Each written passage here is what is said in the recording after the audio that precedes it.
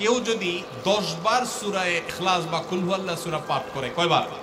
10 বার, রাতে দিনে যে কোনো সময় 10 বার যদি কেউ কুল হুয়াল্লাহ সূরা পাঠ করে, আল্লাহ নবী সাল্লাল্লাহু আলাইহি সাল্লামের হাদিসে ওয়াদা রয়েছে আল্লাহ তাআলা ওই ব্যক্তির জন্য জান্নাতে একটা বিশাল প্রাসাদ নির্মাণ করবে।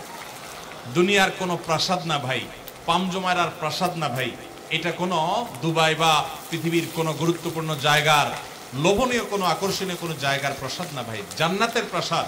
দুনিয়ার প্রাসাদ রেখে চলে যেতে হবে, জান্নাতের প্রাসাদ যে একবার পেয়ে যাবে অনন্ত অসীমকাল পর্যন্ত আর তার সেখান থেকে বের হতে হবে না, তার থেকে ছুটবে না। আল্লাহ আমাদের সবাইকে ফজিলত অর্জন করার তৌফিক দান করুন, আমিন। তাহলে সূরা ইখলাস 10 বার মাঝে মধ্যে পড়তে যদি আমরা চেষ্টা করি, পুরা সূরাটা একবার পড়তে 1 মিনিট সময় কিন্তু লাগে না। কুল হুয়াল্লাহু আহাদ আল্লাহুস সামাদ লাম ইয়ালিদ ওয়া লাম ইউলাদ ওয়া লাম ইয়াকুল লাহু কুফুয়ান আহাদ। কয় সেকেন্ড সময় লাগছে? 20 সেকেন্ড, 25 সেকেন্ড। আপনি চাইলে 1 মিনিটে 3 বার কুল হুয়াল্লাহ সূরা পড়তে পারেন, তার মানে 1 মিনিটে পুরো কোরআন খতম দেওয়ার সওয়াব আপনি লাভ করতে পারেন। তাহলে অবসর সময়গুলোতে আমরা মুখস্থ তো সবারই আছে, পড়ার চেষ্টা করব না ইনশাআল্লাহ। আল্লাহ আমাদের সবাইকে তৌফিক দান করুন। এবং পড়ার পাশাপাশি এই সূরাতে আল্লাহর একত্ববাদের কথা বলা আছে, মূল বিষয়টা সেটা, শুধু সওয়াব আহরণ করাই উদ্দেশ্য না, বরং এখান থেকে আল্লাহর একত্ববাদের শিক্ষা নিতে হবে। আল্লাহ একক, কুল হুয়াল্লাহু আহাদ। হে রাসূল বলে দিন তিনি আল্লাহ, তিনি একক, তার কোনো অংশীদার নাই, তার কোনো পার্টনার নাই, তিনি কারোর প্রয়োজন তার হয় না। আল্লাহুস সামাদ, তিনি কারোর মুখাপেক্ষী না, বরং সবাই তার মুখাপেক্ষী।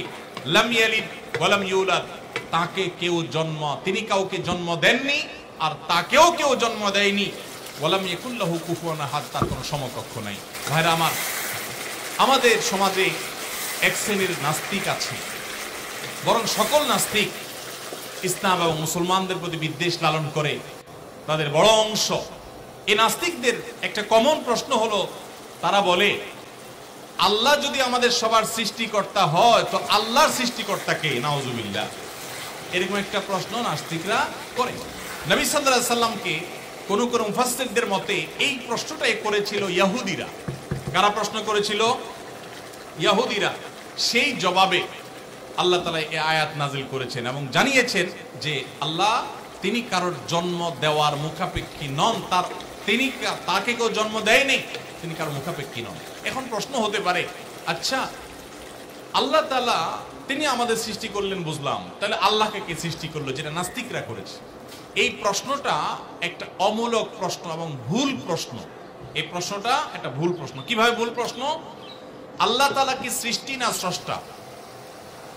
সবাই উত্তর দেন। আল্লাহ কি সৃষ্টি নাকি সৃষ্টিকর্তা?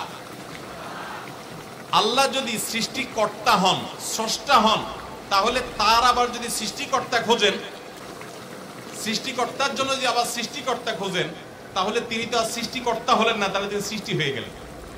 কথা বুঝেন নাই? যার স্রষ্টা থাকে তাকে সৃষ্টি বলে। আমার একজন স্রষ্টা, এক সত্তা আছে, স্রষ্টা, যিনি আমাকে সৃষ্টি করেছেন, আপনাকে সৃষ্টি করেছেন, তাহলে আমরা হলাম সৃষ্টি। যাকে কেউ সৃষ্টি করে তিনি হলেন সৃষ্টি। আমাদের আল্লাহর যদি আরেকজন স্রষ্টা আপনি খোঁজেন, তার মানে আপনি আল্লাহকে সৃষ্টি মনে করতেছেন। আসলে আল্লাহ তো সৃষ্টি না, তিনি হলেন কে? স্রষ্টা। স্রষ্টার আর কোন সৃষ্টিকর্তার প্রয়োজন। যদি বলেন যে আল্লাহরও আবার সৃষ্টিকর্তা লাগবে, তখন তো প্রশ্ন আসবে সেই সৃষ্টিকর্তার আবার সৃষ্টিকর্তা কে? এইভাবে তো অনন্ত অসীমকাল পর্যন্ত যেতে থাকবে, এটা তো